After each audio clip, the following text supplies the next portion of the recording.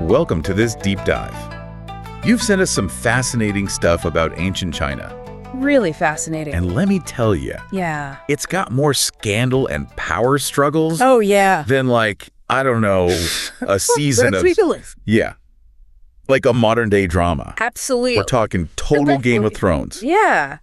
Game of Thrones. But with chariots and Confucianism and all that. That's a great way to put it. The period we're looking at, this spring and autumn period, it was a time of huge change. Imagine a dynasty, the Western Zhou, they were the big dogs, and they're starting to lose their grip. Okay, I see what you mean. Yeah. So that's what kicks off. Yeah, that sets the stage for everything we're about to dive into. Okay, so everyone listening, that's our starting point. It is. The Western Zhou dynasty is on its way out. Right. And that creates a power vacuum. Yeah. And into that vacuum Yeah. comes all this competition between different states. Oh, I bet. All vying for dominance. Yeah, everyone wants to be the top dog now. Exactly. And that's where we find the state of Qi. Okay. That's where our story really gets going. So you're talking about Duke Huan of Qi. I am. And how he became such a powerful ruler. Yeah, he was a major player. But you're saying it wasn't simple. like he just inherited it. No, not at all. Okay, so... Anything but a straightforward ascension. All right, so before we get to Duke Huan himself, I got to ask, Yeah.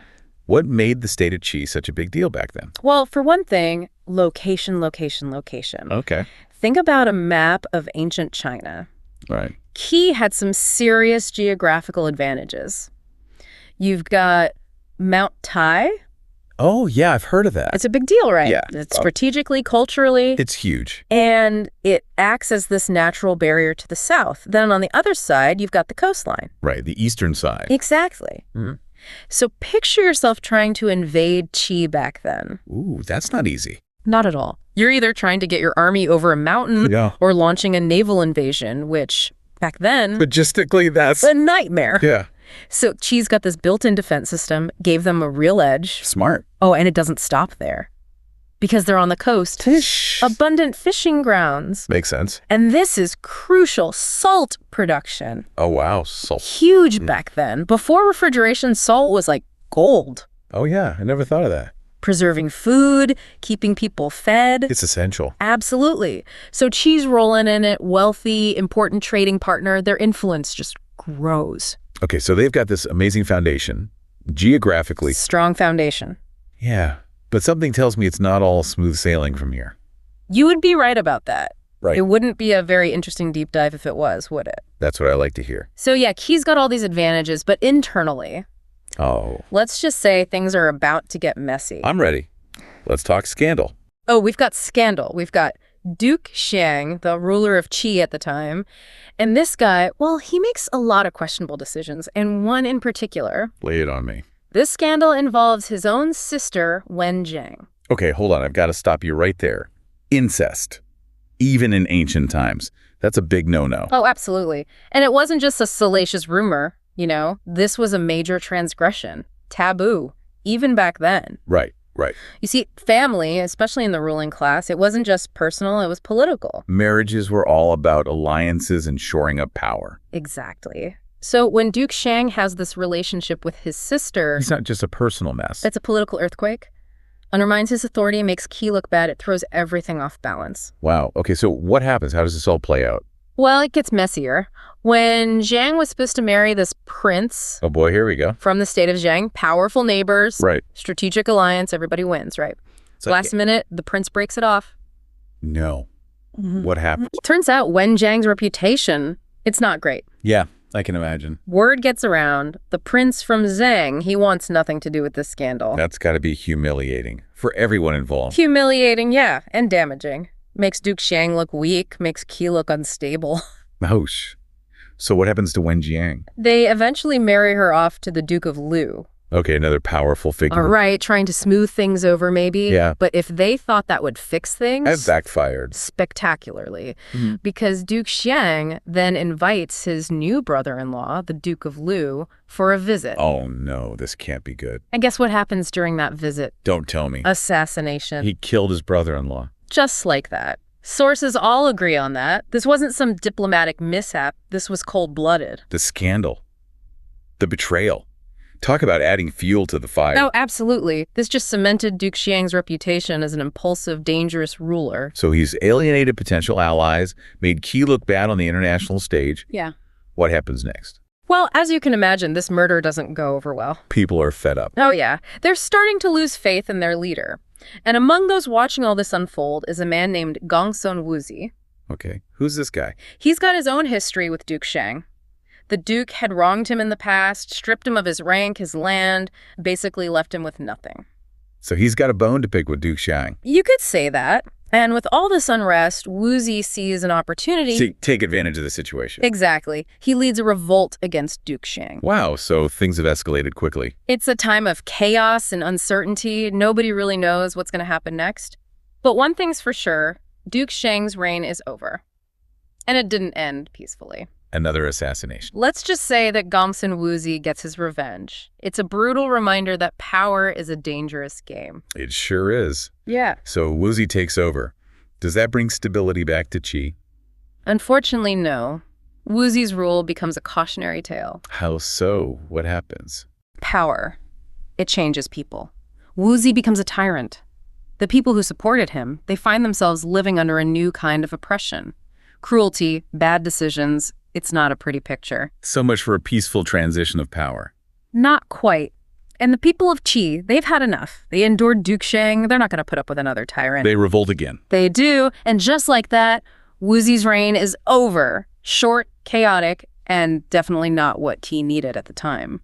It sounds like Qi is in a state of utter turmoil. Huh. 2 rulers dead in quick succession, both overthrown. The people are probably terrified. What happens next? Well, with no clear heir apparent, the ministers of the court decide to recall Duke Xiang's 2 sons who had been living in exile. Wait, Duke Xiang's sons. But their father was the root of all this chaos. Ironic, isn't it? But remember, these were desperate times, and the ministers were probably grasping at straws, trying to find someone, anyone, to bring order back to Qi. So who are these sons? Where have they been all this time? The elder son, Prince Jiu, was in the state of Lu, and the younger, Prince Xiaobai, was in Zhou, both far away from the turmoil of Qi's court. But now they're being summoned back into the belly of the beast. Exactly. But what the ministers didn't know was that this decision, this act of desperation, would set the stage for one of the most incredible rises to power in Chinese history, the rise of Duke Huan of Qi. Okay, now you've got me hooked. I need to know more. But first, let's take a quick break. We'll be right back with more on the rise of Duke Huan of Qi. So we've got these 2 princes summoned back to Qi to potentially take the throne. Summoned back, yeah, but it's not that simple. Oh, I bet. There's always catch. Always. The ministers, they decided to make it interesting. Oh, no. What did they do? They declared whoever got back to Lindsay first, the capital city, Yeah. that's the new ruler. So it's a race. Can you imagine? A race for the throne with, all the pressure that comes with that. Oh, yeah. No pressure.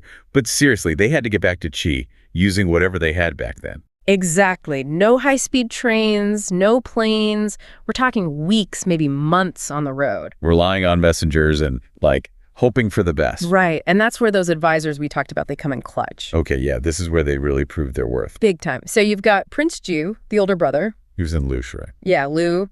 More powerful, more established. And he's got Guanzong advising him. Guanzong, the mastermind. The man with the plan. He knew how to play the game of power. Okay, so Jiu's got a good shot, right? What about Xiaobai? The younger brother, remember. He's in Zhou, not as influential, but don't count him out. Because he's got Bao Shuya in his corner. Exactly. Bao Shuya, fiercely loyal, incredibly resourceful. So it's like a chess match. These 2 princes, the pieces. They're advisors. One's moving them across the board. It really makes you think leadership isn't just about one person, is it? Not at all. It's about the team you build around you. Okay, so this race to Lindsay, who takes the early lead.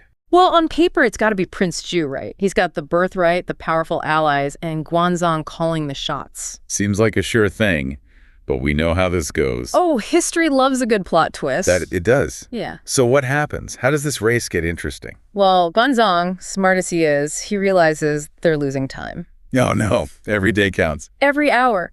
While they're stuck in Lu, Xiaobai's getting closer to Lindsay and that throne. And remember, speed is key here, right? Whoever gets there first wins the crown. Exactly. No time to waste, so Guanzong, ever the pragmatist. He takes a shortcut. Let's just say he decides to eliminate the competition. You're kidding. I'm afraid not. Guanzong, he wasn't afraid to get his hands dirty. He figures, take out Xiaobai, problem solved. Wow, that's cold. It really shows you how brutal this period was. Absolutely. It was a different time. Power was everything. So how do you stop someone from getting to the throne when you don't have Twitter to cancel them with? Okay, I'm both terrified and completely hooked. How does Guanzong pull this off? Picture this. It's a sweltering hot day. Prince Xiaobai and his guys are trekking through the wilderness. They're exhausted, probably haven't slept, haven't eaten right in days. Exactly. They stop for a rest, find some shade, gotta stay hydrated. I bet they were on edge though, right? Oh yeah, always looking over their shoulder, knowing anything could happen. So in the middle of all this, Guanzong just appears. Like something out of a nightmare. What are the odds? This is insane. The sources say he pretends to be all concerned, asking about their journey, where they're headed. Ooh, sneaky. But Xiaobai had to be suspicious, right? Oh, I'm sure he was, but you have to play it cool, especially in that situation. For sure. So this little meet and greet, it doesn't exactly end well, does it? Not unless you're Team Guanzong. He doesn't waste any time. He draws his bow and fires an arrow straight at Xiaobai. He shot him. Are you serious? Yeah. What happened next? Okay, I'm on the edge of my seat. This is crazy. So, Xiaobai's been shot. What happens next? Well, the sources describe all this in vivid detail. Like it's a scene from a movie or something. Yeah. Prince Xiaobai cries out, the arrow hits him, blood's trickling from his mouth. You can picture his men, total chaos. Oh man, talk about a traumatic experience. It's intense. And everyone must have thought, that's it, he's done for? Right, who survives an arrow to wherever he got hit. Exactly. But here's where it gets wild. Okay. As Xiaobai is slumping back, like he's done for, Guanzong and his men, they take off. They think they've won. They're out of there, mission accomplished, right? But as Xiaobai's men gather around, they realize something. He's alive. Dude's alive. How? Did he have ancient bulletproof armor on or something? Not quite. It was his belt buckle. You're kidding. Swear. Those fancy belt buckles they wore back then saved his life. No way. The arrow, it was a lucky shot, I guess, or unlucky, depending on how you look at it. Right. It hit that metal clasp, deflected the blow. Crazy, right? That's incredible. Talk about cheating death. Mm-hmm. But wouldn't Guanzong realize, come back to check if he's really dead? You'd think so, right?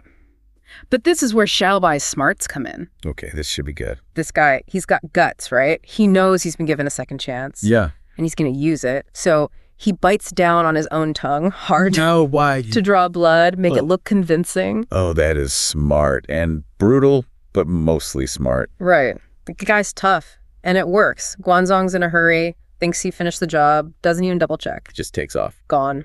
Yeah. Leaving Xiaobai and his men to regroup. Wow. Okay, so he's alive, but he's got to be hurting. What do they do next? There's no time to waste, right? Yeah. They got to get to Lindsay fast. Xiaobai rallies his guys, promises them the world if they get him on that throne. Smart move. Got to keep your team motivated. Oh, yeah. This is leadership 101. He turns this whole near-death thing into a rallying cry. It's actually pretty inspiring. And they can't forget, if word gets out that he's still alive, the game's over. Right. Absolutely. It's a race against time, against the odds. It's high stakes. High stakes, ancient history. This is amazing. Okay, I need to know, does he make it? Does Xiaobai actually become the ruler? He does. Against all odds, Xiaobai beats his brother to Lindsay. Can you imagine what that must have been like? Those ministers thinking they were getting Jiu, and then Xiaobai shows up. Talk about a plot twist. Right. So Xiaobai, he becomes the new ruler of Qi, takes the name Duke Huan, and that's when things really start to get interesting. Wait, hold on. What about Guanzong, the guy who tried to kill him? Does Duke Huan just let that go? That's the thing about Duke Huan. He's not driven by revenge. He's playing the long game. He sees the bigger picture. What do you mean? He recognizes Guanzong's talent. He knows this guy, despite everything, is brilliant. So he forgives him? Even better, he offers him a job. He gave his would-be assassin a job. Yep. Guanzong, he becomes Duke Huan's most trusted advisor. That's incredible. Talk about burying the hatchet. It's a power move for sure. Duke Huan, he understood that true power wasn't about holding grudges. It was about bringing the best people together no matter what. And what about Bao Shuya? What happened to Xiaobai's loyal advisor? Bao Shuya, true to form, stuck by Duke Huan's side. He understood the importance of having someone like Guanzong on their team, even if it seemed crazy at first. Talk about loyalty. Right. With Guanzong's strategies and Bao Shiya's unwavering support, Duke Huan, he leads Qi into a golden age. Wow, what a story. Yeah. This whole thing is like a real-life drama full of ambition, betrayal, lucky breaks, and then forgiveness. Who would have seen that coming? It just goes to show history is full of surprises, and sometimes the greatest leaders are the ones who can forgive, build strong teams, and never, ever underestimate the importance of a good belt buckle. That's a great point. And on that note, we're going to have to wrap up this deep dive. But don't worry, we'll be back with more fascinating stories from history soon. Until then, keep exploring, keep learning, and remember, sometimes truth is stranger than fiction.